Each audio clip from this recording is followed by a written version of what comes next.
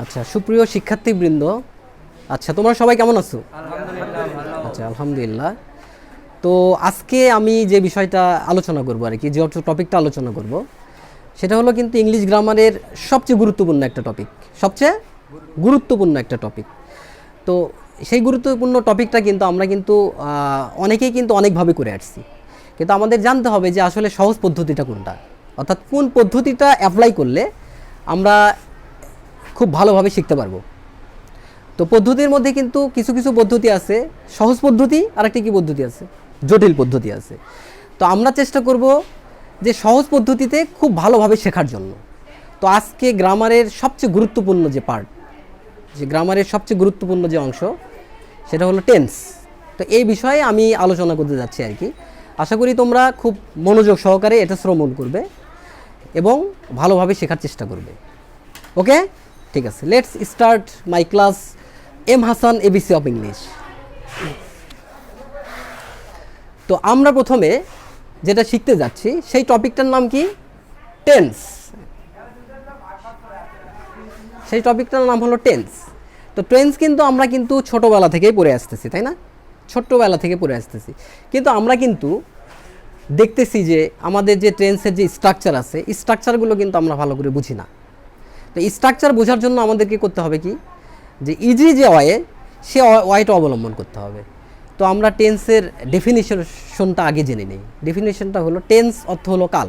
Tense অর্থ কাল, অর্থাৎ ক্রিয়ার যে কাল, ভার্বের যে ক্রিয়ার কাল যেটা, সেটাকে কি বলে? টেন্স বলে। তা আমরা ভার্ব বলতে কি বুঝি? ভার্ব বলতে আমরা বুঝি কোনো কাজ করাকেই কি বোঝায়? ভার্ব বলে। কোনো কাজ করাকেই কি বলে? ভার্ব বলে। তো আমরা যে প্রত্যেক দিন যে কাজগুলো করি, এই কাজগুলোর কিন্তু সময়ের প্রয়োজন। সময়ের প্রয়োজন না? সময়ের প্রয়োজন কিন্তু। তো এই সময় কখন সংঘটিত হয়, এই কালটাকে নির্দেশ করে হলো টেন্স। এই কালটাকে কি নির্দেশ করে? টেন্স নির্দেশ করে। তো টেন্সকে আমরা প্রধানত তিন ভাগে ভাগ করতে পারি। কয় ভাগে ভাগ করতে পারি? তিন ভাবে। প্রথমত হলো 1 নাম্বার হলো প্রেজেন্ট। 1 নাম্বার কি? প্রেজেন্ট। 2 নাম্বার পাস্ট, আর 3 নাম্বার হলো ফিউচার। Present, past, future. তো এই মূলত টেন্স কিন্তু প্রধানত এই 3 প্রকার, কিন্তু এই প্রত্যেকটা টেন্সের আবার ফর্ম আছে। প্রত্যেকটা টেন্সের কি রয়েছে? ফর্ম আছে। সেই ফর্মগুলো আমরা এখানে লিখতেছি। দেখো, যে প্রথমে হলো ইনডেফিনিট, ইনডেফিনিট। সেকেন্ড নাম্বার হলো কন্টিনিউয়াস, কন্টিনিউয়াস। থার্ড নাম্বার হলো পারফেক্ট, আর হলো ফোর্থ নাম্বার হলো পারফেক্ট কন্টিনিউয়াস। Perfect continuous.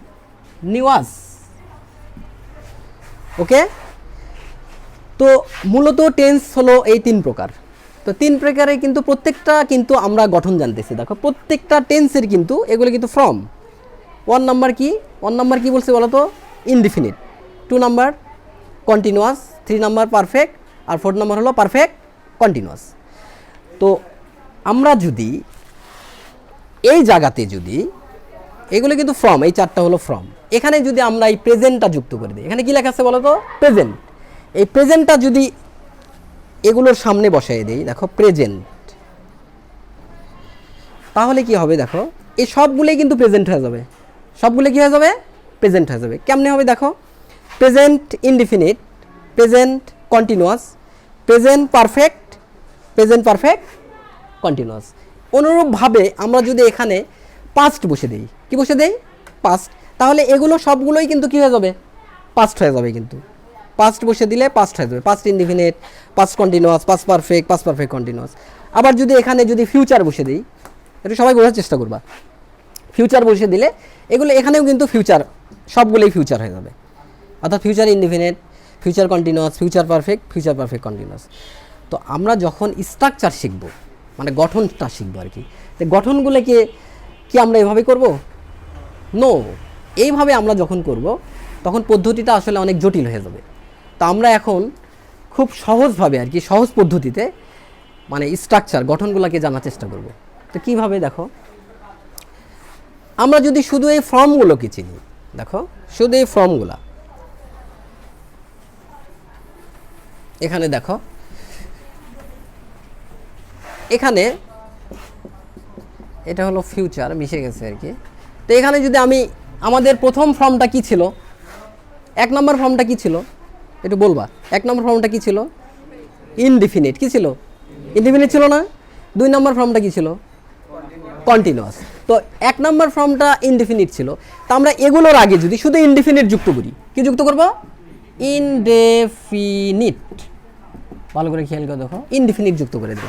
তা ইনডিফিনিট যদি যুক্ত করে দেই তাহলে এটা কি হচ্ছে, কি দাঁড়াচ্ছে বলো তো? Present indefinite. Present indefinite. এখানে কি দাঁড়াচ্ছে? Past indefinite. আর এটা কি দাঁড়াচ্ছে? Future indefinite. তার মানে এখানে কিন্তু ইনডিফিনিট টেন্স কিন্তু কয় রকম হয়? 3 রকম কিন্তু, প্রেজেন্ট, পাস্ট, ফিউচার। তো এটা ইনডিফিনিট টেন্স কখনো প্রেজেন্ট ফর্ম মানে প্রেজেন্ট ইনডিফিনিট হতে পারে, কখনো কি হতে পারে, এদিকে দেখাও, পাস্ট ইনডিফিনিট হতে পারে, কখনো ফিউচার ইনডিফিনিট। এরকম প্রত্যেকটা টেন্স। এখন এখানে কিন্তু আমরা, এটা কিন্তু 1 নম্বর ফর্ম, এটা হলো ইনডিফিনিট। ঠিক এই জায়গাতে কিন্তু যদি আমরা কন্টিনিউয়াস বসে দিই, তো এগুলো কিন্তু সবগুলোরই কন্টিনিউয়াস আছে না? প্রত্যেকটা টেন্সের কন্টিনিউয়াস আছে না নাই? প্রেজেন্ট কন্টিনিউয়াস, দেখো এখানে কন্টিনিউয়াস যদি বসে দেই, কন্টিনিউয়াস, প্রেজেন্ট কন্টিনিউয়াস, তারপরে কি হচ্ছে দেখো, পাস্ট কন্টিনিউয়াস, তারপরে ফিউচার কন্টিনিউয়াস। তো এভাবে কিন্তু প্রত্যেকটা এখন টেন্সেরই কিন্তু আমরা এখানে স্ট্রাকচার হিসেবে গঠন করতে পারবো। তো কন্টিনিউয়াসের পরে কোন ফর্ম আছে?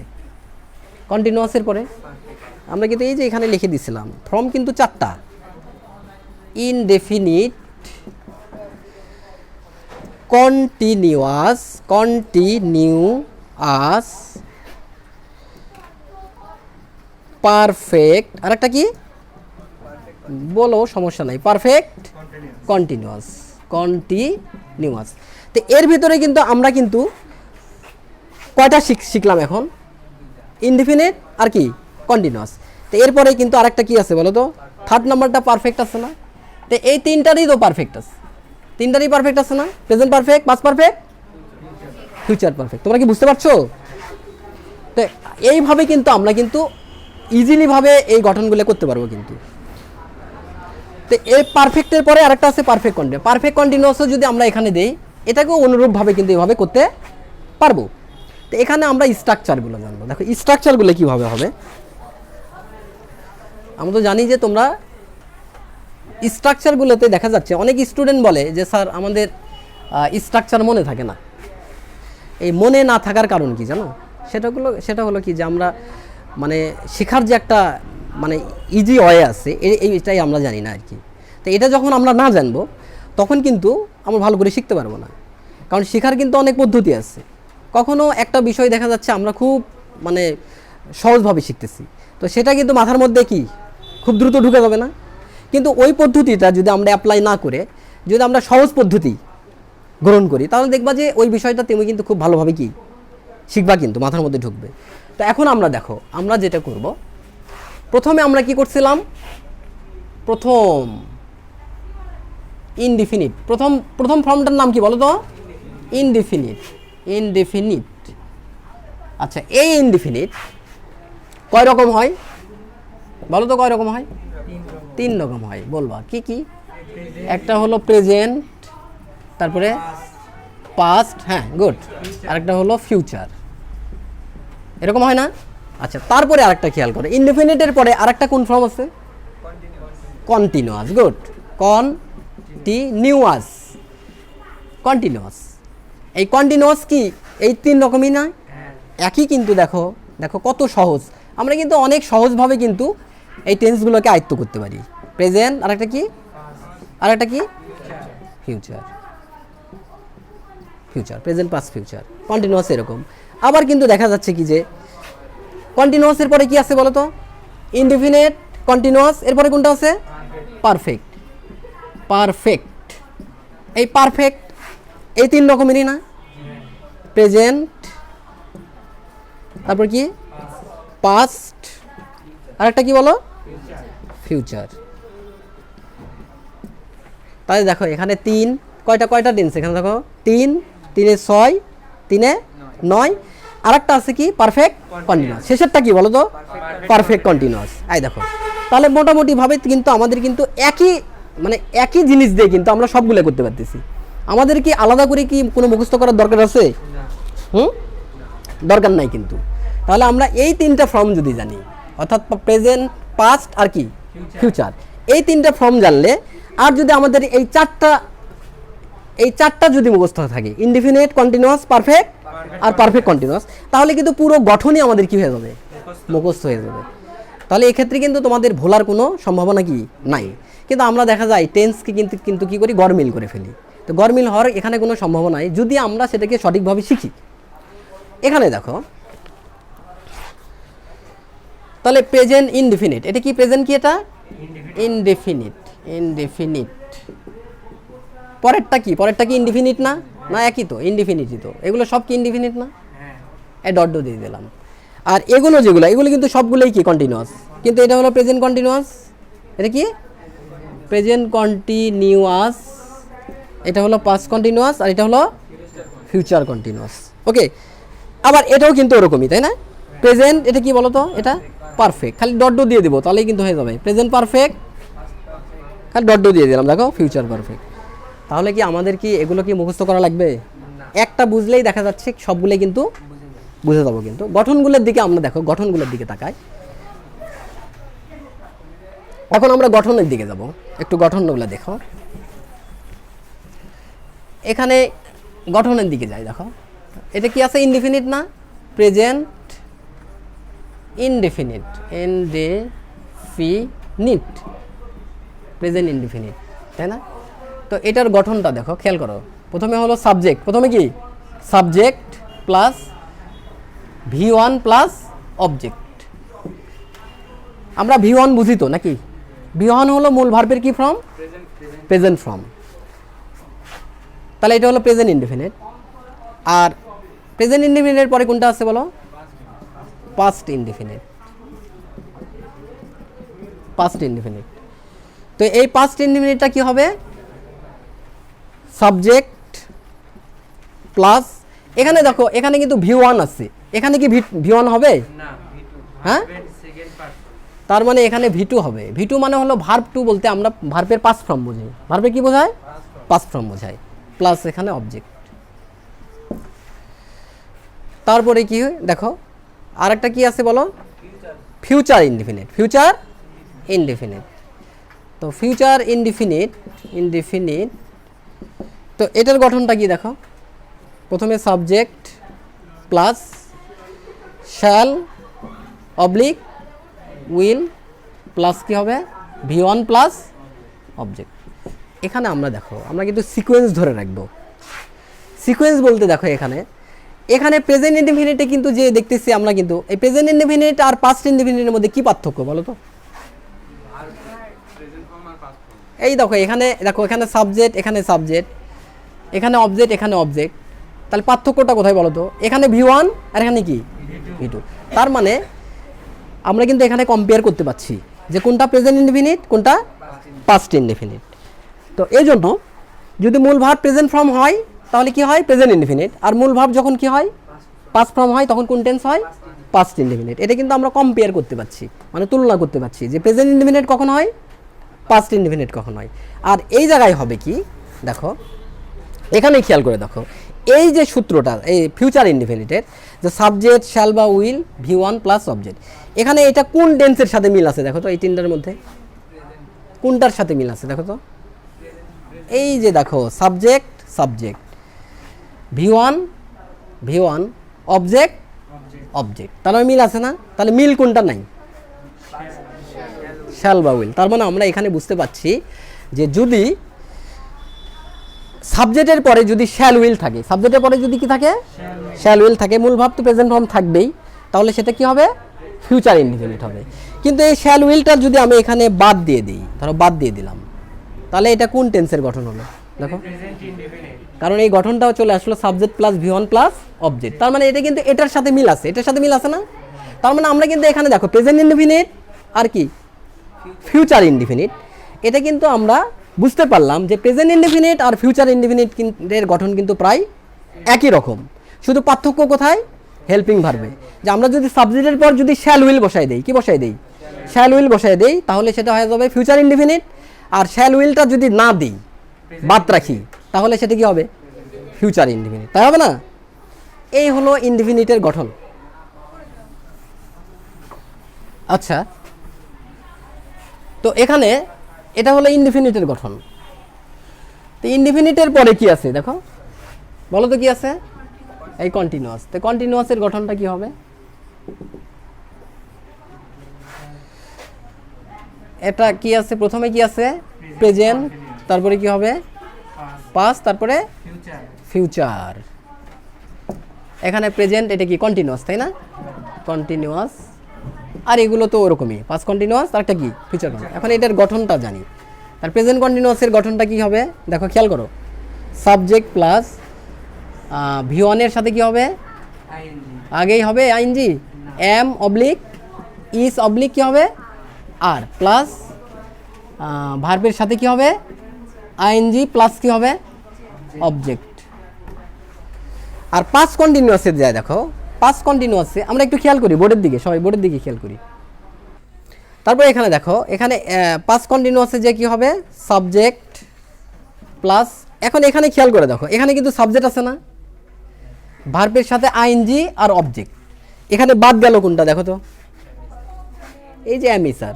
তো এখানে কিন্তু অ্যামিসার আছে, তাই না? তো আমরা যদি এটা দেখে লিখবো, এক কথাই শেষ, এটা যদি দেখে লিখি দেখো, সাবজেক্ট ভার্বের সাথে আইএনজি, তারপরে কি অবজেক্ট, সেম সেম লিখবো, সেম সেম। আর এই যে হেল্পিং ভার্বের যে জায়গাটা, এটা বাদ রাখবো।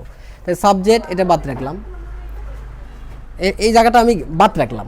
তো এখানে কি আছে দেখো, ভার্বের সাথে কি হবে আর একটা কি থাকলো অবজেক্ট।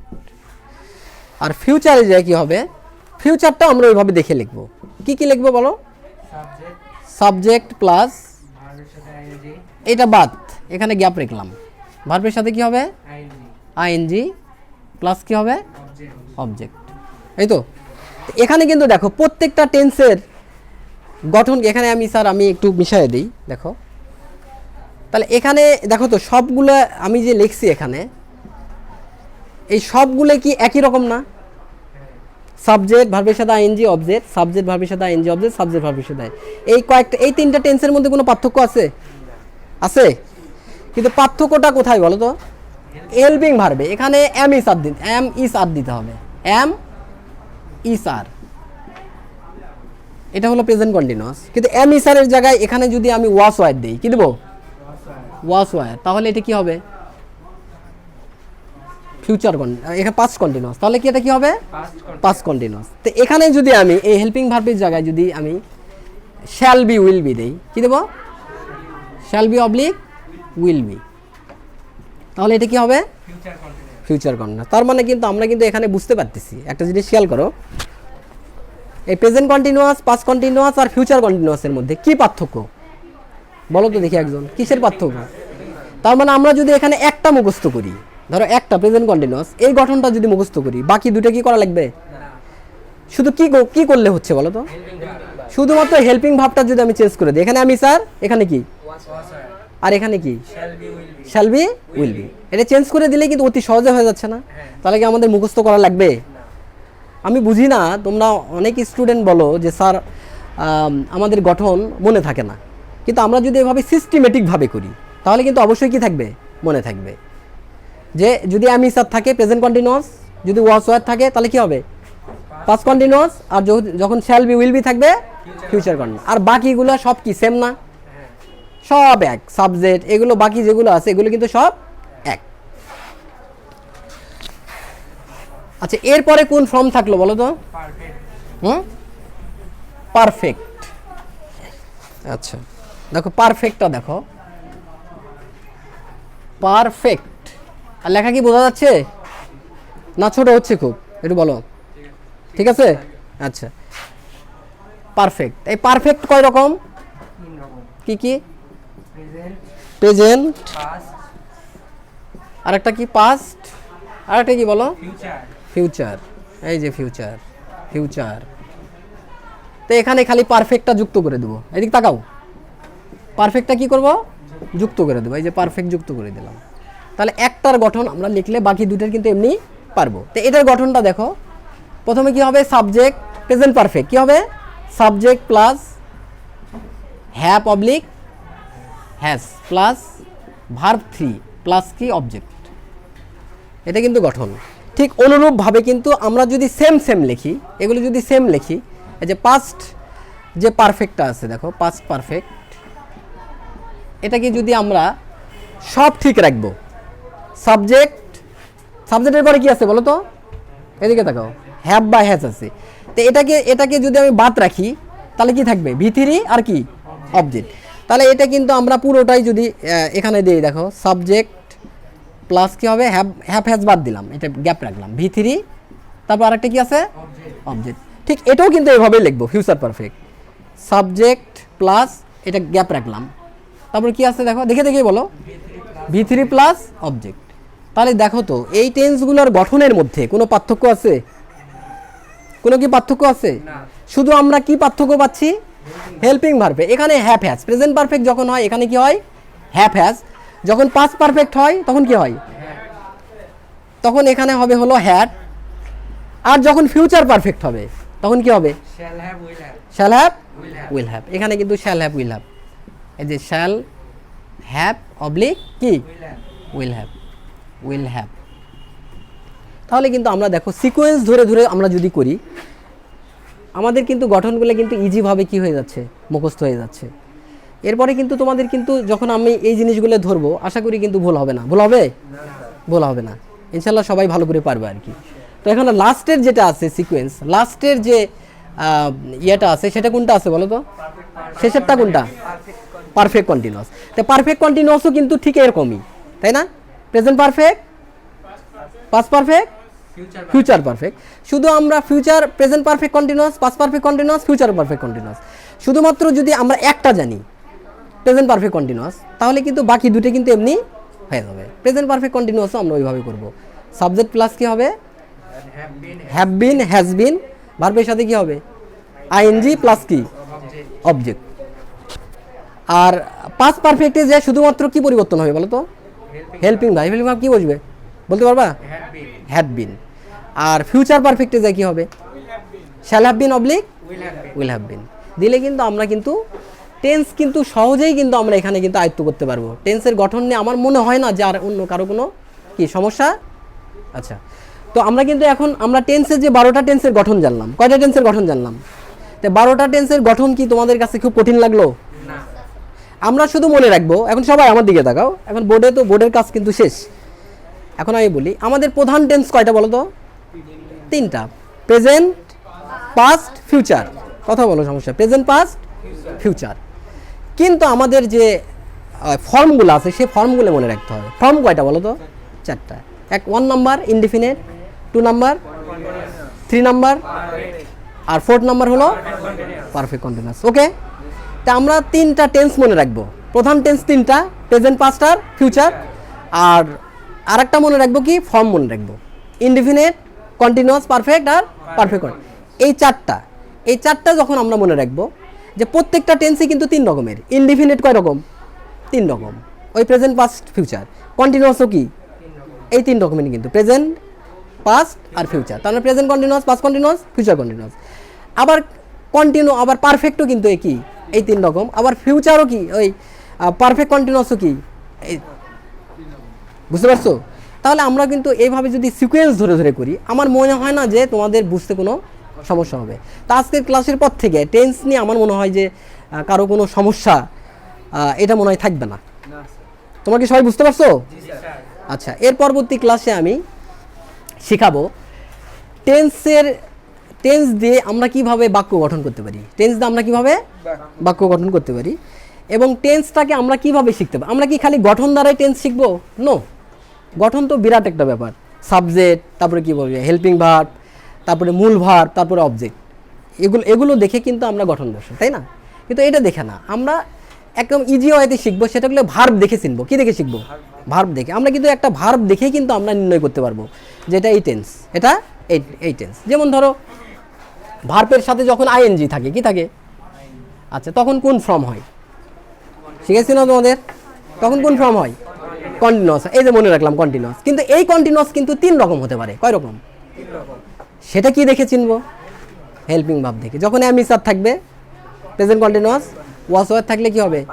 পাস্ট কন্টিনিউয়াস, আর শ্যাল বি উইল বি থাকলে এই যে আমরা কিন্তু অচিরেই চিনে যাবো। যেমন এখানে লেখা আছে দেখো, এখানে যদি এরকম লেখা থাকে দেখো, আর কন্টিনিউয়াসটা বোঝায়। দেখো এখানে যদি এরকম লেখা থাকে আই অ্যাম ফ্লাইং কাইটস, এই বাক্যের কি দেখে আমরা চিনবো এটা কোন টেন্স? হ্যাঁ, হেল্পিং ভাব না, এই যে ভার্বের সাথে এটা আইএনজি আছে, আইএনজি থাকলে এটা কি হয়? কন্টিনিউয়াস হয়। আর এখানে কি আছে? হেল্পিং ভাব আছে। আমরা কিন্তু আইএনজি দেখে বুঝলাম যেটা কন্টিনিউয়াস, কিন্তু হেল্পিং ভাব কি আছে? এম আছে। তা ওই যে বলে দিচ্ছি, এম থাকলে কোন কন্টিনিউয়াস হয়? Present continuous. এখন এম এর জায়গায় এখানে যদি আমি ওয়াজ দেই, কি দেই বলো তো? তাহলে কি হবে? এখানে ওয়াসের জায়গায় এখানে যদি আমি শ্যাল বি উইল বি দেই, আমার মনে হয় না যে তোমাদের সমস্যা হবে। এই ফিউচার কন্টিনিউয়াস হলো। ওকে, তাহলে আজকে এই পর্যন্তই। আগামী ক্লাসে আমি টেন্স সম্পর্কে আরও বিস্তারিত আলোচনা করব। আচ্ছা, খোদা হাফেজ।